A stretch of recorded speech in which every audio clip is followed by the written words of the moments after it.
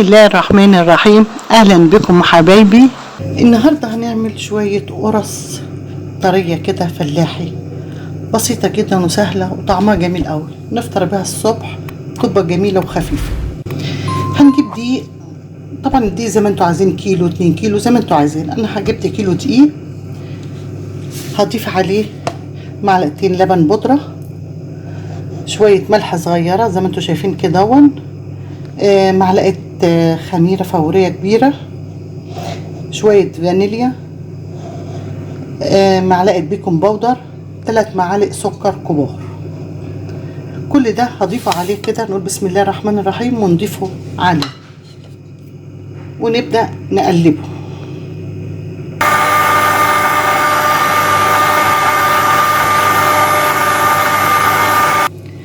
بعد كده بعد ما قلبنا الدقيق بالشكل دون، هنيجي هنا جايبين لبن سبناه يوم بحاله لما رب وبقى الزبادي بالشكل ده، او هاتوا زبادي اللي يعجبكم.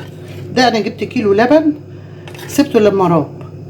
طبعا ايه، مش هاخده كله، هاخد على قد العجن بتاعي، هنشوف مع بعض.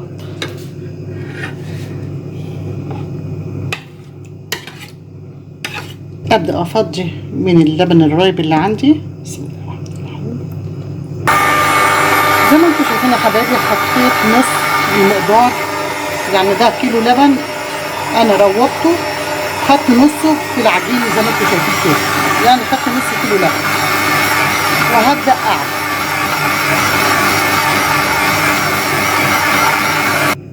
بعد ما حطيت النص كيلو اللبن الرايب، هنجيب كوبايه زيت على زبده، زيت على زبده او على سمنه زي ما انتوا عايزين، يعني النص والنص. هفضي نصها وهعجن، وبعد كده برضو هنخلي نصها للاخر. واحنا بنعجن هنحط معلقه نشا. طبعا عجناها بالشكل اللي انتوا شايفينه هبدا احط بقيه الكوبايه اللي فيها زيت على زبده. طبعا احنا حطينا نصها، هنحط النص التاني. على الكيلو كوبايه بنحط نصها في العجن والنص التاني في الاخر، ونبدا نعجن. زي ما انتوا شايفين يا حبايبي، العجينه بقت بالشكل اللي انتوا شايفينه ده اهي، ولا هي تقيله ولا هي خفيفه، في الوسط بالشكل ده. هناخدها ونحطها في الطبق ونسيبها تستريح، وبعد ما تستريح نبدا نقطعها كور صغيره عشان نعملها قرص. بعد ما سيبنا العجينه ارتاحت نص ساعه، هنيجي ناخدها ونقطعها كور، نقول بسم الله الرحمن الرحيم ونبدا نعملها زي الكوره كده. طبعا الحجم اللي انتوا عايزينه، عايزينها كبيره، القرصه كبيره صغيره زي ما انتوا عايزين. نروح لمنها بالشكل كده ونرص جنبها بعضيها كده اهو. نلم الحروف بتاعتها اهي المنظر ده كده اهو، ونحطها جنب بعض كده. هدانيني اعمل بالشكل اللي انتوا شايفينه الكور دي لغايه ما اخلصها، وبعد كده هنيجي نفردهم مع بعض. بعد ما عملناهم كور بالشكل سيبناهم يرتاحوا وغطيناهم بالحته زي ما انتوا شايفين كده، مغطيين العجينه اهوت عشان يستريح. بعد كده ناخد الواحده ونفردها بالمنظر ده كده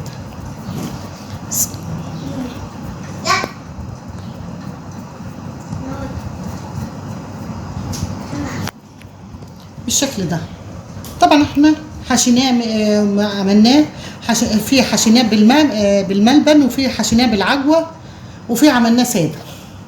طبعا وانتوا بتعملوا الكوره بتحشوه، هيبقى بالمنظر ده كده. نجيب واحده تانية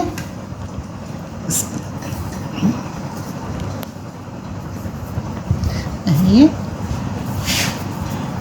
سهله جدا وبسيطه. دي محشيه بالعجوه باينه اهي، دي ساده اهي بالمنظر ده كده. واحطه جنب بعضه كده واسيب مسافه صغيره كده بينهم وبين بعض.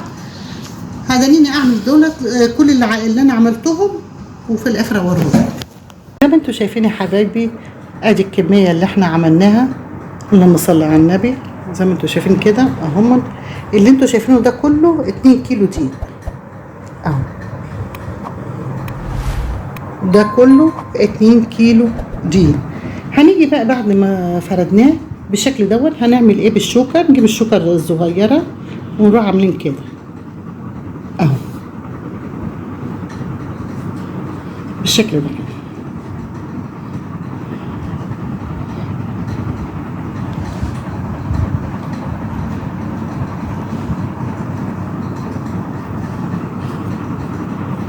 بالمنظر ده كده هعمل كله بالشكل دون وهسيبه يخمر. وبعد ما يخمر هنسويه، لازم يخمر، هنحطه في مكان كده هو ما فيهوش هوا ونغطيه ونسيبه يخمر، وبعد كده هنسويه ونشوفه مع بعض. زي ما انتوا شايفين يا حبايبي بعد ما خمر بقى بالشكل اللي انتوا شايفينه دون اهو. وطبعا حطيته في الفرن في ثواني في الفرن بتستوي. جيت بالسكينه ورحت عامله له شقه في النص كده يعني يدي منظر كده في النص بحرف السكينه كده بس ما اجيبش للاخر، واروح عاملاها كده بالشكل ده كده بتدي المنظر ده. اللي عايز يخليها كده من غير اللي في النص يخليها زي ما هي كده سليمه. وطبعا زي ما قلت لكم ان انا غرستها بالشوكه علشان ايه ما تبقاش تنفش قوي كده. بدل ما اترفع وبقى بالشكل ده يبقى كده خمر اهو. بنسوي فيه بقى دلوقتي. وهنا بعد ما استوت بالشكل اللي انتوا شايفينه ده حبايبي، طبعا الباقي لسه بسوي فيه اهو. ده اللي طلع بالشكل اللي انتوا شايفينه تسويته، مسويه في فرن البوتاجاز اهو. نقطع كده. ده اللي ايه دي الساده. وفي المحشي اهو، في اللي محشي عجوه اهو، ده اللي محشي عجوه جميل جدا وطعمه وريحته جميله جدا. وده الساده زي ما انتوا شايفين كده، ادي قلبه اهو.